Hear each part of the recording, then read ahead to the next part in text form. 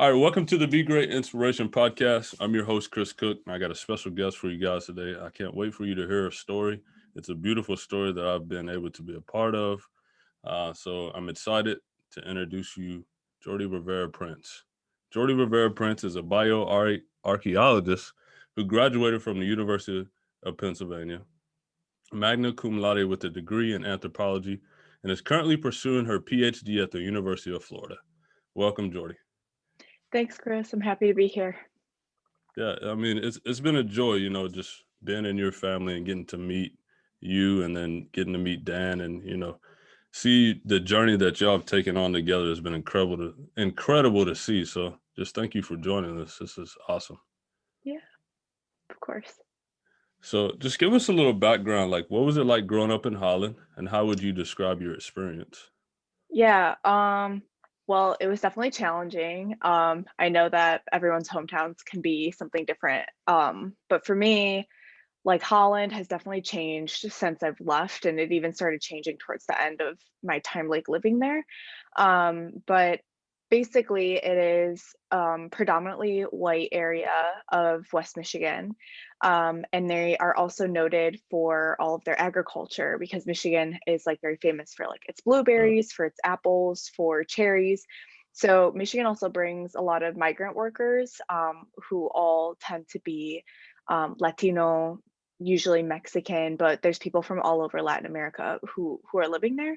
And so there, if you're not white, I mean, we already know and we've seen since, yeah, like this past year, just like how stark like discrimination and how pervasive things like race and racism and institutionalized racism can be throughout the world. And I didn't have the words to talk about it or even know what it was when I was growing up there, but all I knew was like I don't fit here and I don't know why.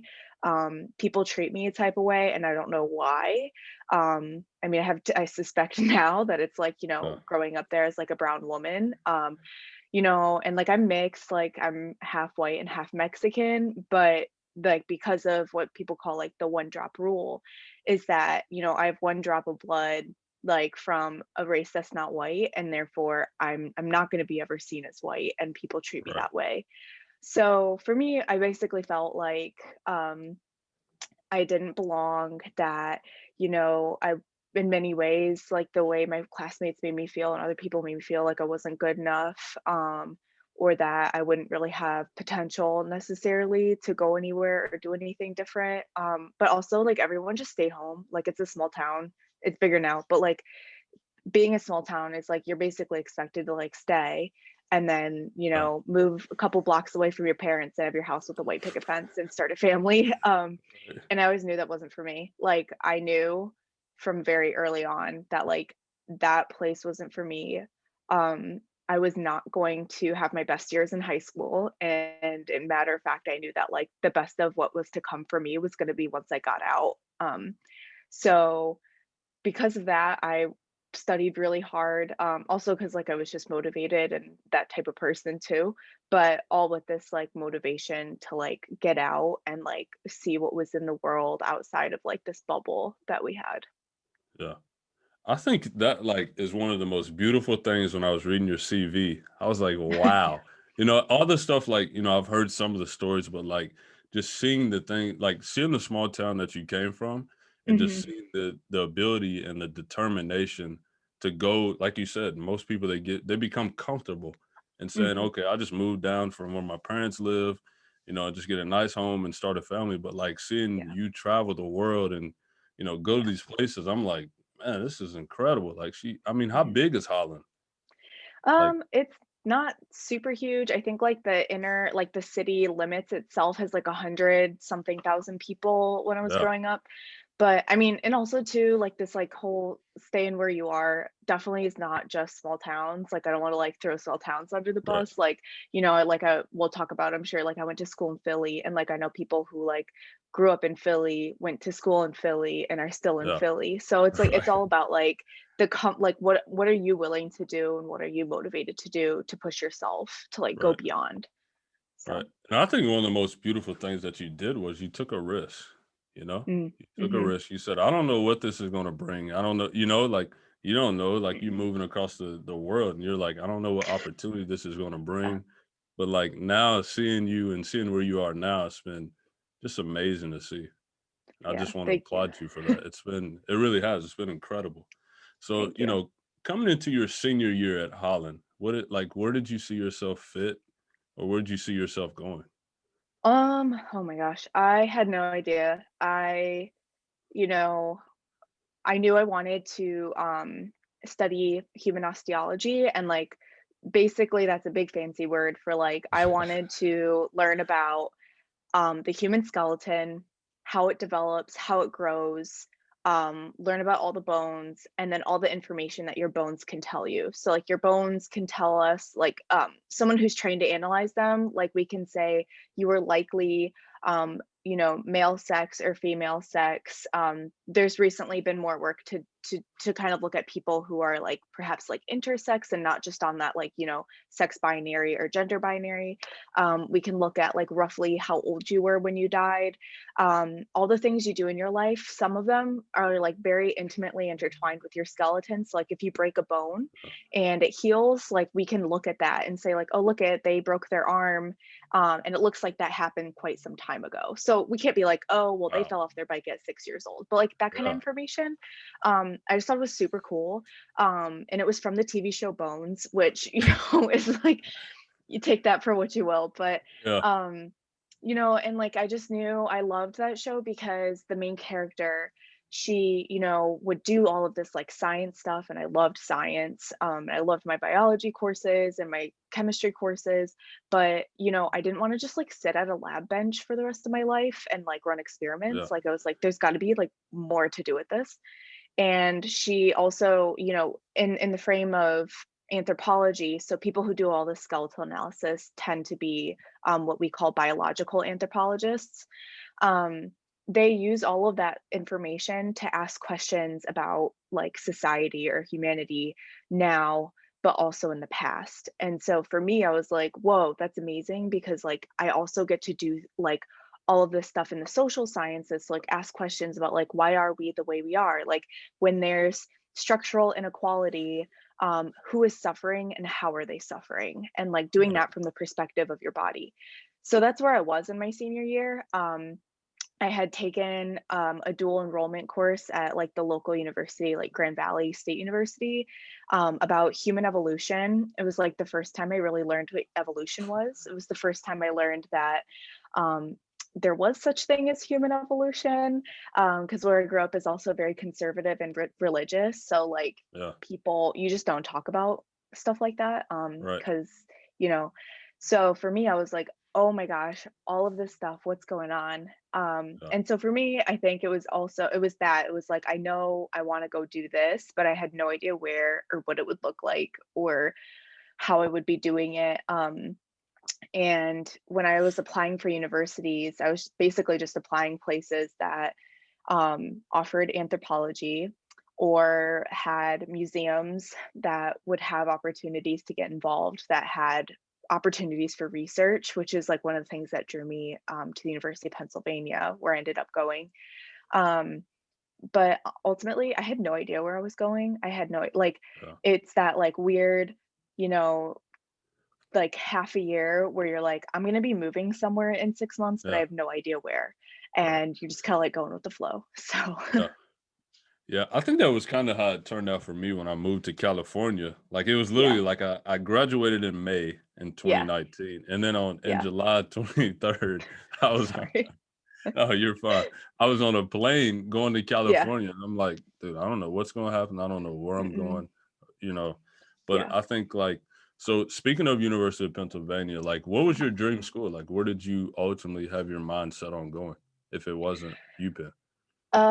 Okay, so actually I thought I was gonna go to the University of Michigan for like ever, just Yeah. because, we have like my sister and I have our father and family in Ann Arbor. So like I grew up with Mm. like, U of M go blue, like Yeah. diehard Wolverine fans. And like my stepbrother went there, and like in West Michigan, that's like, it's like the best public school and probably the best school arguably in Michigan. Right. And it's like an excellent state school. But you know, people go there from my high school, like you go there if you're like really, really smart and you're gonna like become a doctor or a lawyer. Right. But people don't really leave. And then I went to this like info session because I got a piece of mail that was like, come to this Yeah. event in Grand Rapids. So we drove like an hour away and it had like Harvard, Penn, Duke, Stanford, and like one other school. I can't remember. But it was basically the first time I had ever heard that these schools existed other than Harvard. Like, so, and it was then that I learned that, like, they do need-based financial aid for admission. So like if you get in, then based on how much your parents make is how much you pay. And most people who are like in lower Wow. income brackets, get really big grants. And they're just grants, like you don't have to pay them back. So then for me, I was like, oh, so you mean this university with a price tag of $70,000 a year Yeah. isn't actually $70,000 a year? And so then at that point, I actually wanted to go to Harvard. But in the last minute, when I was applying for colleges, it was like, this sounds really bad. It was the day before college apps were due for regular decision. And I was just like, I got deferred from early decision from Harvard and I had gotten accepted to U of M early decision. And I was like, what do I have to lose? I've got nothing to lose. So I applied to Cornell, Columbia, Yale, and Penn in one day. Wow. Um, and it worked out. So Yeah. yeah, that's how I ended up there. Um, didn't know what it was, didn't know really that it was I didn't know what Ivy League meant really. Yeah. I didn't know what I was signing myself up for at all. Right. Like, not a clue. Not a Yeah. clue. So speaking of funding and grants, like what advice would you give? Okay, just I mean, we can go speaking of low income families, like what Mhm. advice or knowledge do people need to know about applying and getting For funding? schools like that. So, okay, I know that not everyone has a lot of money available to apply for universities or colleges, but the number one thing is that if you contact their admissions and let them know that like your family is like in a low income bracket, a lot of times they'll like offer application waivers. So that's number one. I had no Wow. idea. I had no idea. And you can contact too like your high school counselors. Sometimes they'll know who to talk to. Yeah. So that makes it available.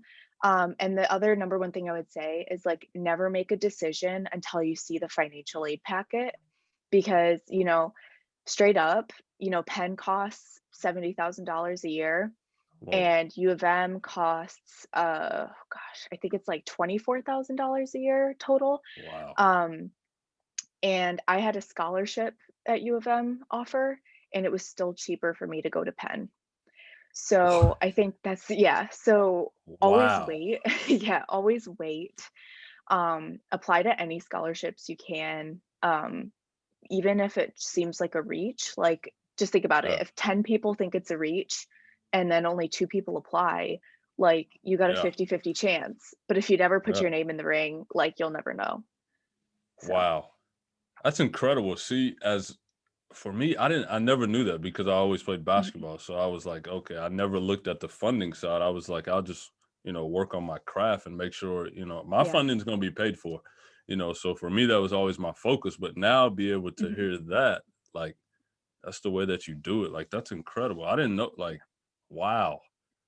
Ivy yeah, League, that's incredible. I never knew the funding worked like that. Because I've yeah, always heard that, Ivy League's so expensive, like there's no way you can get mhm, in there unless you have high scores, which you do, don't get me wrong, you gotta have, yeah, certain scores and stuff, but the funding is there. And I'm yeah, I'm oh, yeah, glad you said that because I want people to hear that as my listeners. Like if you have a child that wants to go to Ivy League school, the mhm, the funding's there, you know? yeah. Yeah, and I feel like for parents who think that their kids have that potential is just to, like, Right, foster their curiosity, like, make them excited about learning, like, really support them and encourage them in their schoolwork. Because, like you said, like, you do have to have, like, the test scores and the GPA, but, right, those schools too, they're changing. They don't just want the smartest people with like a perfect like 36 on the Yeah. ACT and like a 5.0 like out of a 4.0. Like what they want are like, yes, smart people, but people who are well-rounded, who are going to Yeah. offer something to the university and their and like all the people around them, and will also like take advantage of the opportunities that are given to them and the resources and do something like different with it. So, Wow. like I did not have I was like not the valedictorian, but Yeah. I was like in a lot of extracurriculars. Like I did so many extracurriculars in high school. I'd be out the door at like 5:20 in the morning and come home at like 11 some nights. Yeah. And then have to do homework. So like, Wow. I busted my ass, but like, Yeah. it paid off. It really did. So, Most definitely. It definitely yeah, paid off. And seeing you where you are now and seeing how hard you're working it's inspiring. yeah. It Thank definitely you. is. But I think like one of the key things that you said though is the funding's there, you Mhm. know? And I think Oh when you yeah. come from a low income family, you don't really come from much. And like, you go into being the first generation and you're just like, okay, I'm gonna be the first to do. I don't know how I'm gonna do it. I don't Yeah. know what's there for me. I don't know how to. So I think what you just said is key for a lot of people. Like Mhm. y'all just heard her say it. The funding's there. So Yeah. as a first generation student, did you picture Mhm. yourself at a Ivy League school? Like what, you know, other kids that you were going to school with, what made you look beyond Holland Mhm. and say, you know what? Um, Go ahead. oh, sorry. No, I was just I think so one of the things that I will say is like growing up, our parents never were like, you can't do these things. So like for me, it was always like, okay, well, like college is like what I'm gonna do. But when you go to college, like most people that I graduated school with, like that's what they do. They go get their bachelor's and then, they have successful careers and start their lives. And like that's totally like valid and it's the norm and it's Right. amazing. And then for me, I was like, okay, so like I made it there.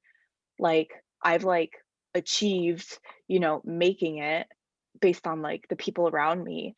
But then like being at a place like Penn, the competition was like that was wild.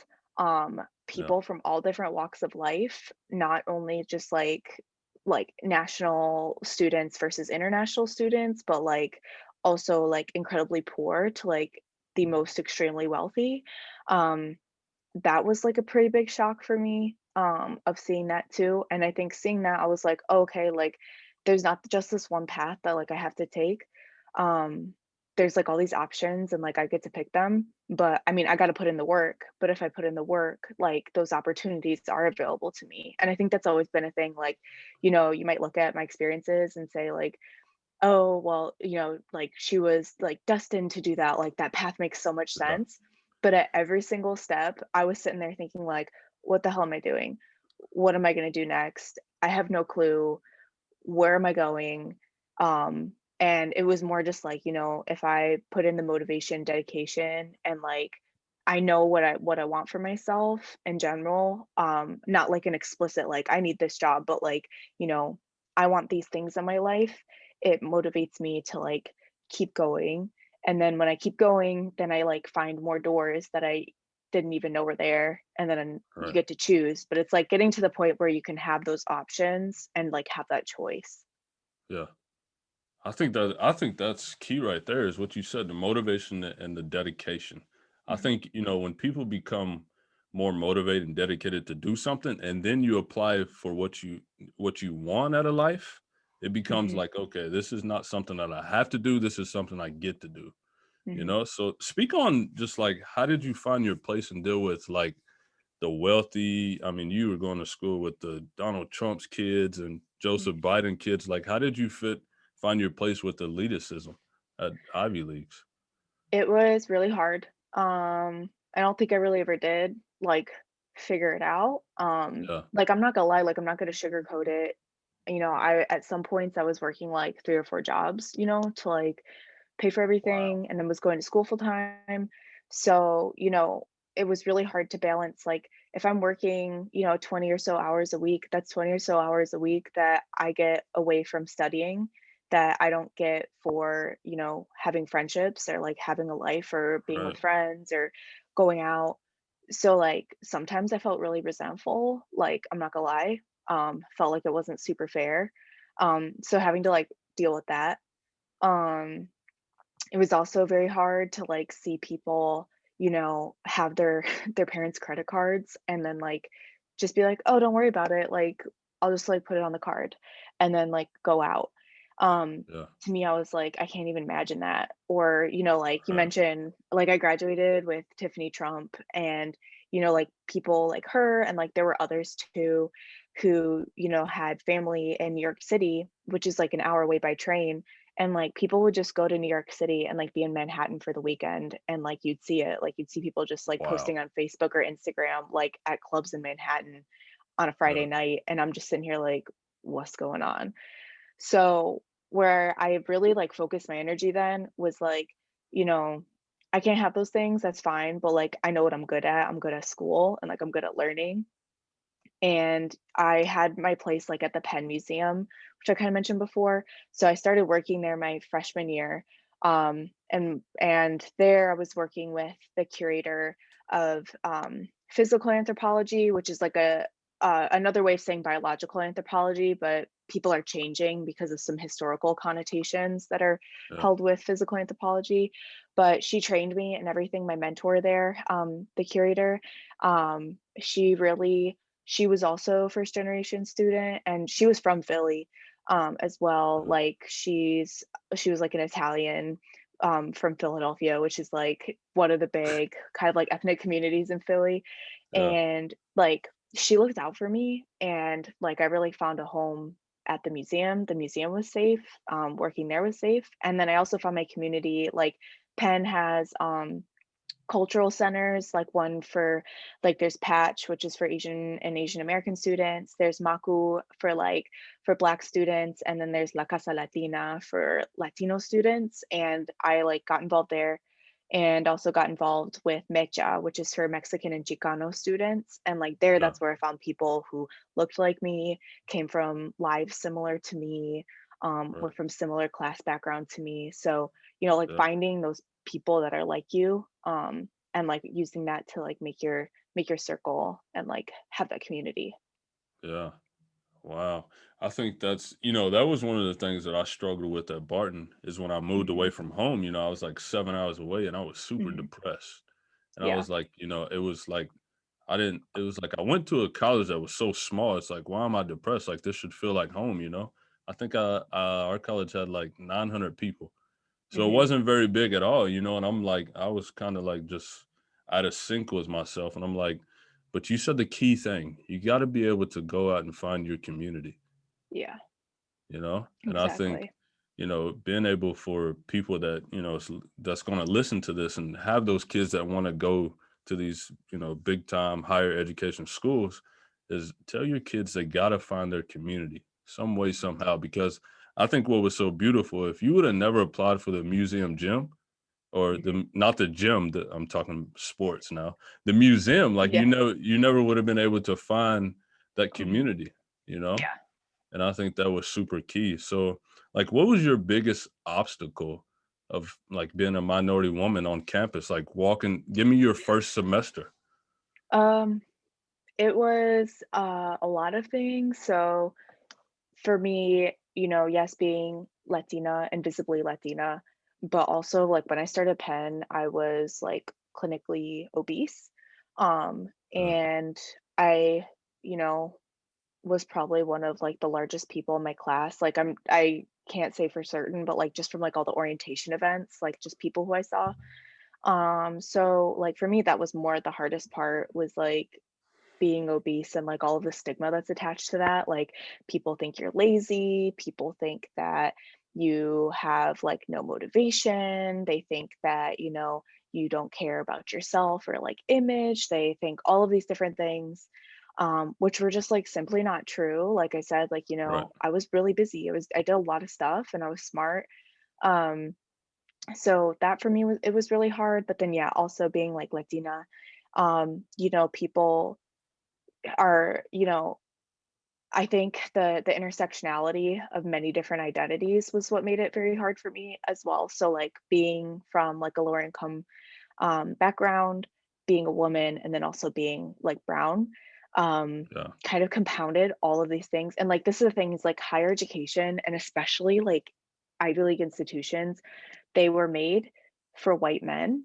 Like historically, that's who Right. created them, that's who went there, that's who they served. And that is just like everywhere. And it's for all institutions pretty much, as like they are Yeah. made for the white man. And so to be the antithesis of that, and usually wealthy white men, to be literally the opposite of all of that, was very difficult because, like, a lot of people go around and say, like, oh, well, it's imposter syndrome. And I'm like, mm-mm. Actually, I don't really believe in imposter syndrome because, like, you're actually not supposed to be there. That's like these places Right. were made not for you. And if you feel like you Yeah. don't belong, it's because it was not made for you. And you being there is like, an act of resistance and it's in and of itself, but I didn't know that at the beginning. Um, Yeah. so for me, like a lot of it felt very uncomfortable because, I didn't know like you mentioned like being first generation, like there's this thing that someone who I admire very much, like there's a lot of people who have used this term, but most recently I've seen it used by Dr. Anthony Jack, and he's right now at Harvard. But he, was from a poor background in Miami, Yeah. a black man who ended up going to like, a prestigious university and like was also first gen. And there's this term called the hidden curriculum. So like the curriculum is what you're supposed to like learn and should be Yeah. accessible to all. But when it's hidden, what that means is like, it's things as simple as like you should go to office hours if you want to like have letters of recommendation. Well, Yeah. here's the thing. I didn't even know what letters of rec really were because I just like had to do it for college, but didn't really know what it was. I didn't know what office hours were. I didn't know I could just go. I didn't know I Right. didn't need help. I didn't know I could just like go and like get to know my professors. I didn't know that you should foster those relationships because then they can Yeah. advocate for you.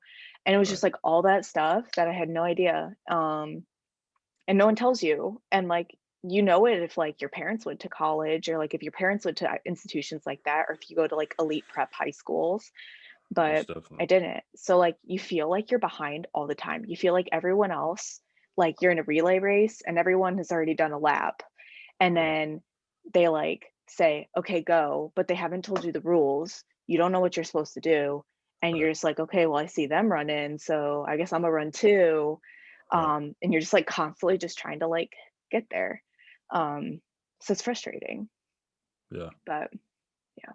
So being in that comfortable space, like how did you keep yourself motivated? Like what made you go, okay, this is my freshman year, this is the first semester. I'm going back. Mhm. Yeah. Um, yeah, I actually almost transferred out because I felt so out of place. But Yeah. one of the things that like, I called my mom to talk about it. And like some of the stuff that I realized was like most of the things that upset me about being there were things I was gonna experience no matter where I went. It didn't matter if I was at U of M, it doesn't matter if I was like closer to home at Grand Valley, it didn't matter if I was at Penn. They were things that I was just gonna have to learn because I was growing up and like moving out of the house and like had to figure Right. stuff out. Um, so for me, it was like kind of that shift of like, okay, well, I need to learn how to do this because it's part of life. And I think that's another thing about me is that I always feel like the right thing is really hard to do, but like, I don't know, I just feel like there's not an option to not do it. And that usually guides me a lot and stuff in terms of like, well, I know this is the right thing to do. So like, how can I justify to myself that I'm not going to do it? Like I can't. And that like gets me centered again. And then the other thing for me is that I'm a very competitive person, but I am very competitive against myself and not other people. Yeah. And that can bug people a lot. um, but Yeah. like, cause like I just don't buy into competitions. Like I just don't. I just think like every day I just like want to be better than the person I was yesterday. And like if I'm trying to study harder, if I'm trying to get better grades, if I'm trying to like, get better at a certain skill, I'm not trying to like be as good as like him or her or them. Like I'm trying to be better than I am right now. And that's always driven me, is like, just be better than me. Like, I have to be myself. And that's my Yeah. motivation. That's like so beautiful. That's actually incredible because I think one of the key things is we get as humans, we get into the I mean, it's just like, you scroll on social media and Hmm. you scroll and you're like, I'm competing with that person. I want to Hmm. be like that person. Like you were saying, going back to the trips and I guess the people you were seeing going to Manhattan, and you're like, you Hmm. know, I would want to do that. You know what I'm saying? But I don't have the finances to do that. I don't have the freedom to do that. You Yeah. know what I'm saying? So I think the competitiveness within yourself, I think that is what Be Great's all about. It's about Hmm. you finding the greatness within yourself. Yeah. And you master that every single day because you go, how can I be better than I was yesterday? And then Yeah. how can I be better in today? You know what I'm saying? So I think Yeah. that's incredible. So like give us like what was your fondest memory at UPenn? Oh gosh. For me, a lot of like the best stuff about Penn was when I finally got more integrated into Philadelphia. So for me, like the best stuff is like, I got into distance running towards the end, like I lost about half of my body weight during college. And so running was one of the ways that like I kind of got into that too. And, some of my best memories are like my closest friends and I like being off campus and like being part of the Yeah. city and like part of that and like doing races that just went around Philadelphia, like the quintessential races of Philly. And so for me, it was like, I would say broadly, it's like that last year where I finally was like, okay, I don't have to buy into this like hyper competitive culture. I'm pretty Right. cool with who I am. I know I've got a lot to learn and figure out, and I'm not perfect, but like you kind of Right. like reach that point where you're like, okay, I Right. got this figured out and I got me figured out relatively. And like now I just Yeah. get to enjoy it for a year. So yeah. Yeah. I think that like that was one of the key things that came to me at Barton was the same Hmm. thing. My last semester, I'm just like, I'm taking 7 classes. Like, let's Hmm. just get this bachelor's. I'm not competing. I don't, Yeah. I'm not worried about what my grades are gonna be, but let me No. just get this bachelor's degree. Let me Hmm. just so I think what was key though, you found those hobbies and those things that were fun to you. And I think Yeah. that's like what people have to find is like when I remember like it was yesterday, like my hobby once I got to my senior year, my last semester, my hobby was just like, I'm just gonna go to the park and walk. I Yeah. don't know why I'm going. I don't know why I'm gonna go out here, but I'm just Yeah. gonna go walk. Yeah. So yeah, so speaking of traveling the world and stuff like that and going places, like Hmm. what made you decide that you needed a gap year? And like what did you do with that Oh. gap? Um, so I knew roughly, like, I kind of knew what grad school was. I knew that like it was the next step, but I was still kind of like trying to figure that out in my head still. And so everyone who I'd kind of talked to was like, "Oh, well, after undergrad, like I went straight to grad school and it was like not the right decision. Like I should have taken some time off. Like I really wish I took time off because like you burn out and you get really tired of doing school." Right. Um, And then everyone who I talked to who had taken gap years was like, "Oh, best decision I ever took. Like, I'm so glad I Yeah. did it. Don't regret it once." So I actually ended up doing two gap years. And the first one was I like honestly just kind of like stumbled into it. So I had been hired on an internship, like a special internship with the Smithsonian for 10 weeks in the summer. And when I was there, um, basically like serendipitously I figured out a major error in one of their databases, and then because it was like a pattern, they needed someone to fix it. And so since I found it, my boss like found money to hire me. So then I worked as like a Wow. contractor. So honestly, like when I finished graduation at Penn, like I only knew what I was doing for about 10 weeks, and then I was like, oh, I don't know, I'll figure it out. um, and then while I was there, like I was doing, this skeletal analysis that I mentioned before, and was doing it with like one of the one of like the best and most well-respected like biological anthropologists in the country. And like it had been my dream to work with him for like 3 Yeah. years, and then like I got to do it. It was like the coolest thing. And when I was there, they were like, "Oh, one of the girls who like had worked with us, like she got a Fulbright." And I was like, "Oh, I know that word. Like I know like Penn always tells people to apply for Fulbright, but like what is that?" And then I like looked into Yeah. it. So it's like a 1-year fellowship where you either teach English or do independent research, and it's through the US Department of State. And like basically your role is to not only do your research but then also act as like an ambassador of sorts to the Yeah. country in which you're going to. And I was also applying for PhD programs at the time. So I decided to apply for PhD programs and apply for a Fulbright. Why not? Um, and I had connections to people who were in Peru already, which is why I picked to apply to Peru and got the Fulbright, which was like incredible.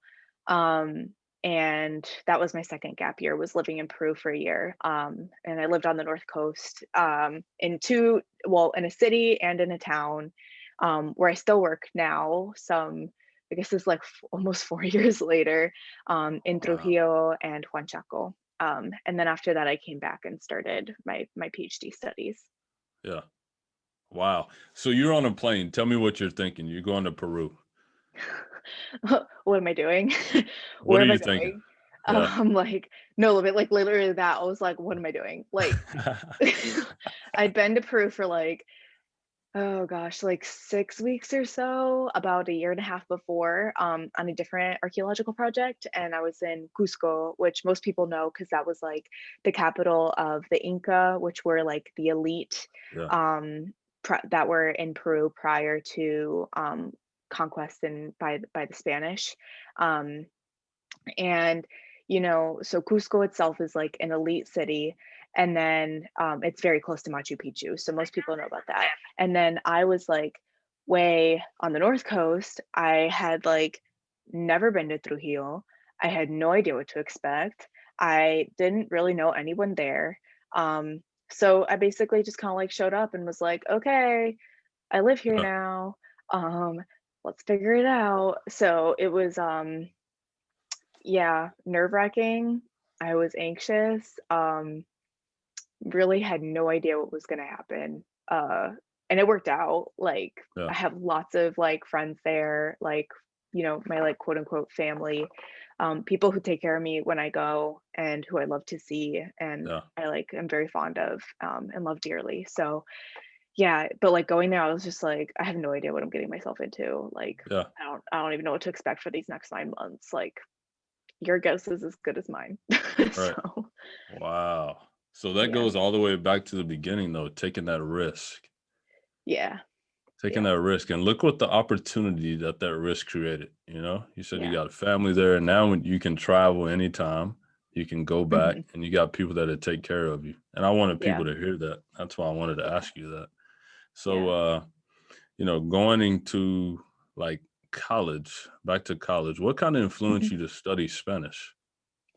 Oh, so that was because, like, I mean, you know this, but, like, for the listeners, like, I grew up with my white mom, um, Yeah, and not my, like, Mexican dad, and yeah, he didn't speak Spanish to us either, for a multitude of reasons. But, like, when you come to America and everyone's like, "You have to speak English here," and you're really trying to make it as, like, you know, an immigrant to this country, like, I don't blame them for, like, trying right, to, like, use English all the time.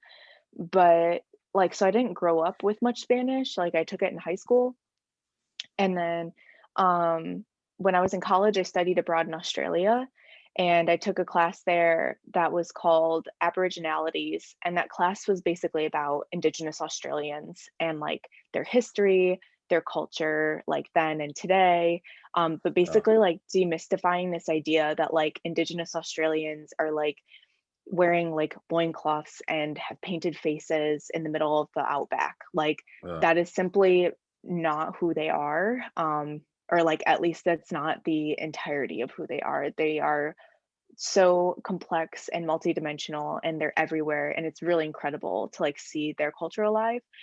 And even to say like Indigenous Australians, like that kind of is the same as like when you say something like Latinos. Well, like, yeah, they're all Yeah. Latinos, but they're from so many countries um and different cultures. And so there was this one lecture that was like talking about language and how important language is for Indigenous Australians, because language is born from country, and like country is where you come from. And so there's this intimate tie between you, your ancestors, land, and language. And I remember like our lecturer, she was amazing. And she was just like, this is so meaningful for us in so many different ways. And this is why we want our language and what it ties us to. And this is what we lose when it goes away. And I was like, I'm like missing all, like I have all of that side of me and my family and my history that I don't connect with. And like I can't even talk to my grandma right now because I Right. don't speak Spanish. Like, what's with Yeah. that? So that's when it clicked for me, and I like started taking Spanish classes, got back into Spanish, and then like of course in Peru, like get a nice little immersion experience, and like Yeah. so yeah. Yeah. So how did that impact your research? Like, how did that help you go further than other people because you're Oh, bilingual? Or 100%. okay. I would agree. Yeah. Yeah. So for me, going to Peru is where Peruvians live. It is filled with Spanish speakers, but also many different indigenous languages are still there today. There Yeah. are many, many indigenous languages still spoken, but predominantly Spanish speaking. And for me, going there as, I'm not white, but I am from the United States, and I have, a lot of privilege to do that, to go Yeah. there and do research there. And I think one of the most basic forms of respect I can show to people is to speak to them in their language. And, Wow. I don't want to knock people, but there's lots of people in my discipline who work in Peru or work in other Spanish speaking countries, and they can't speak Spanish, and they've been working there for like 2 years, 5 years, their whole career.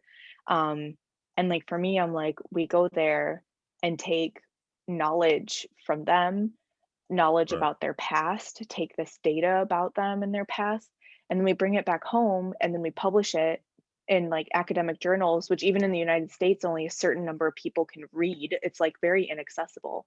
Right. And so for me, like that's like that number one thing I can do is like meet people where they are in so many different ways, but like primarily through language. Yeah. See, that's why I really want to travel and I want to go Yeah. to places like that, but it's like I need to learn Spanish. Hmm. Like I'm like you, I'm the same way. Like I don't want to go somewhere and it's like, hey, can you translate this for me? Like what is he Hmm. saying to me? Or what is she saying to me? Like I want to Hmm. be able to hold a conversation, and Yeah. develop and have that reading and that skill to write in Spanish. And I think Yeah. that would be beautiful to be able to go to another country and be like, okay, this is cool. Like I can talk to this person because I feel like you said, the respect thing.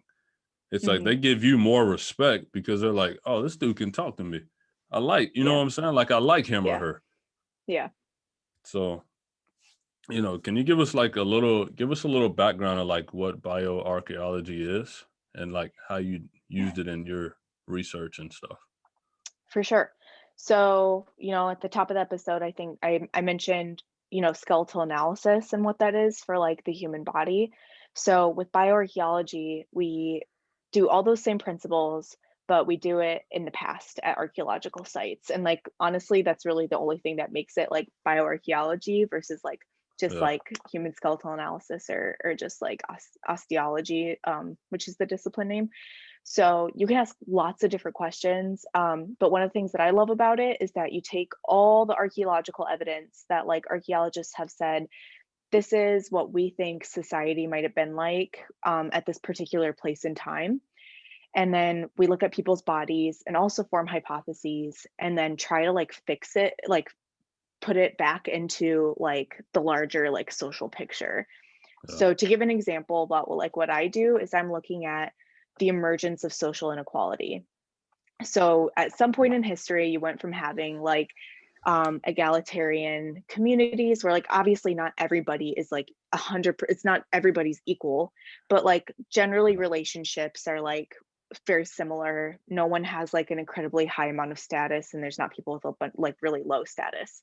And somewhere it switches. So you have institutional hierarchy where you have like the poor and the wealthy, or like the elite and the non-elite, like the haves and the haves not. And that can be really complicated, like in today's society where it's like class, ethnicity, gender, Right. like age, all of those things. Um, and so I'm really interested about what happened in the middle, because Yeah. people look at both ends. People look at, hunter gatherers, for example, and then they'll look at like the emergence, like they'll see like civilization in the past, but not as many people study that in between. And so, and when I'm looking at those things, I'm looking at it like, how does it affect the body? So, like, who's eating different things? And is that probably Mm. because certain people had access to certain foods? Are Wow. certain types of people doing more like hard labor than others? Because I can Yeah. look at that in their skeleton. Are certain types of people healthier than others? Um, like doing that, like not only with their bones, but with their teeth. Um, Right. so I'm looking at like all those different parts of the body, but looking at like large groups of people, large groups of skeletons to answer those questions. Wow.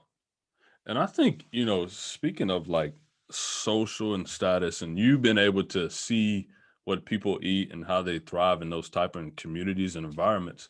And I think it's a perfect example. Like I live in Knoxville now, and going to California and seeing the difference. Like, I kind of lived in a closer to Orange County, but once you got Mhm. like in the middle, it was like, Yeah. wow, this is super poverty. And then you get to one end and you're like, oh, I'm in Beverly Hills. Like, Yes. this is Yeah. what like, I'm like, yeah, that would be really cool. Like, what happened in the middle? And then, I sit here now and I look at Knoxville and I'm like, okay, we have one restaurant over here and it's Shoney's. We have 3 gas stations and we have what? A Kroger, a Save-A-Lot. So most of the food that we're kind of eating on this side of town is very processed. Yeah. It's very, like the systematic, I guess I don't even know how to describe it, but it's like you can tell. And then you go to West Knoxville and you can see how they're completely different, eating different Like foods. multiple Whole Foods, like Yes. You got a Whole salad, Foods market, you like got an fresh to Earth Fare. go.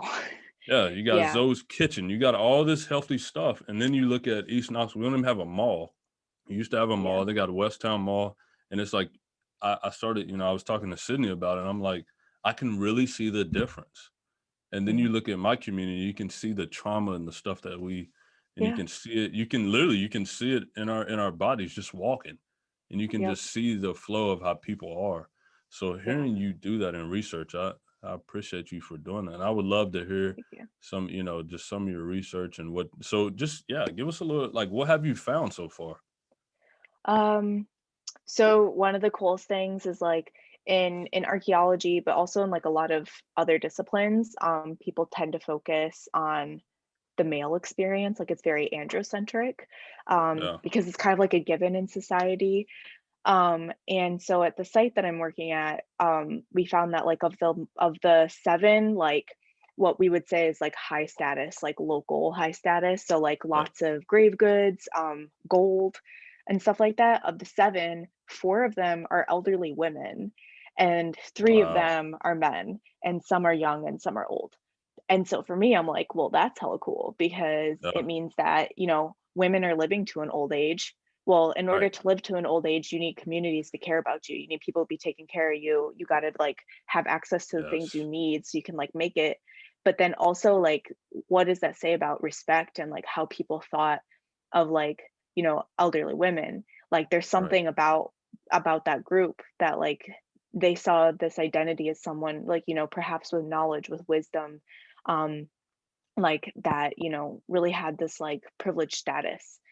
yeah, And not necessarily that like these women were like, queens or kings, but maybe right, they were like village like elders and people who had that wisdom and experience. So I think for me, like that's like one of the coolest things I found. yeah, um yeah, and I'm still at the beginning stages of my research, but like right, I think there's so much to learn, and I think it'll be really cool. And I'll invite you to my dissertation defense in like 3 or 4 years, and you can get the whole story wrapped up. most definitely. I would love to come. I would Yeah. definitely, whether it's on Zoom or I come, me and Sydney Yeah. come, I would definitely, that'd be incredible. I would definitely Yeah, be for there. sure. So, like, speaking of 2020, I know we don't really want to go in the past, but going Yeah. into seeing Black Lives Matters, Mhm. and seeing all the stuff, and I think everything really becoming to light. Mhm. It's like, wow, this is really what's been happening. And this is really what's been going on. Like, as a minority woman, what's your feel to the past year that we just went through? Oh my gosh. I just want to be explicitly clear that like I feel like Black Lives Matter is that it is that Black Lives Matter. And I think that's something Right. that people, I definitely have seen and like experienced myself, like discrimination and like people treating me a type of way because I'm brown. But like I also think everybody needs to recognize that in the fight for like, you know, dismantling like white supremacy or dismantling like the fact that like whiteness is like the norm in our society today. Yeah. um we can't do that unless like we center black lives, and I think that's one of the biggest things that I feel like I've tried to push like my fellow um like fellow Latinos on and things like that, because like you'll see phrases like Latinos for Black lives, and I'm like, well, we have Afro Latinos. Like when Yeah. you liberate Black people, then that's when you'll liberate everyone, because every different like segment of society you can think of, disability, age, like class, everything, Black people occupy all of that. And I think like for me it was just really becoming so clear to me that like, yeah, we're talking about racism, but like yes, you can dismantle racism, but it also remembering like it's not that doesn't need to be focused on like me and my experience. It's like, who am I fighting for? Right. So I think that's been abundantly clear to me, and just kind of like I've known, I'm sure you've known your whole life what Yeah. what it's like to be a person of color in the United States. But for me, it's just been like explicitly clear, like the work we have to do for Black lives. Right. And I think, seeing the movements and then seeing everything that was going on, it was so powerful to see, Hmm. because once you got to see, it was like no one, I mean, don't get me wrong, like people were still doing wrong things and doing Hmm. stuff and, doing things they wasn't supposed to do and then claiming it was Black Lives Matter. But Hmm. seeing people become united in those Yeah, moments, I think that was one of the most beautiful things ever. And I'm yeah, glad that, I know it's kind of like it's good and bad, but seeing it on social media and then yeah, seeing how the uproar was just amazing, yeah. and I think like the fight continues, you know Oh, what I'm saying? 100%. It doesn't just It's gonna happen just continue. for, yeah, it doesn't just No, happen for that 2020, and I think no. now because everything with social media, everything's becoming easier to light and people are Yeah. telling their experiences, and they're Yep. telling what's going on. They're getting on the camera and saying, "Hey, this is what I went through. This is the Yep. racism and the discrimination that I felt." And I think Yeah. for you and us, like you said though, you said one of the key things: the fight's not just about you; Mm-mm. it's about others. And I think once we were able to see that and see people become together, I think that it was so beautiful to see. Yeah, I agree. So, all right, well, this has been amazing. This has been an amazing Yeah. interview, and your story has been incredible to hear. And I actually learned a lot that I didn't even know. Oh, good. Yeah, Yeah. yeah, yeah. I learned a lot of great things, and thanks for the invitation because I'll definitely be there to support you. But Yeah. I ask all my guests this last question, and I would love to hear your answer also. Mhm. So, what does being great mean to you? I think I'm gonna take a little bit of a cop out, but I will explain why.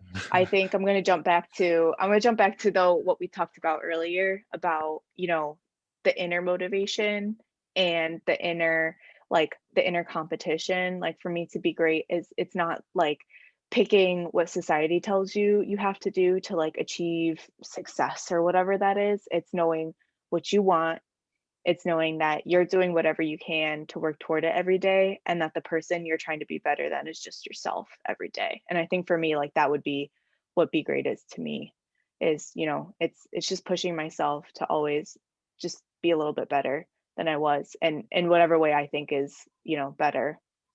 So Wow, incredible. Thank you so much, Jordi, for coming Yeah, on of here. course. It's been amazing. And just let people know how they can find you. Yeah, you can find me on Twitter at J Rivera Prince, Riveraprince. And then I'm also on Instagram at Jordi_Armani, like the designer. All So righty. yeah. Thank you so much, Jordi. Yeah, of course. Thanks, Chris. It was really good to be on here. So. You're welcome.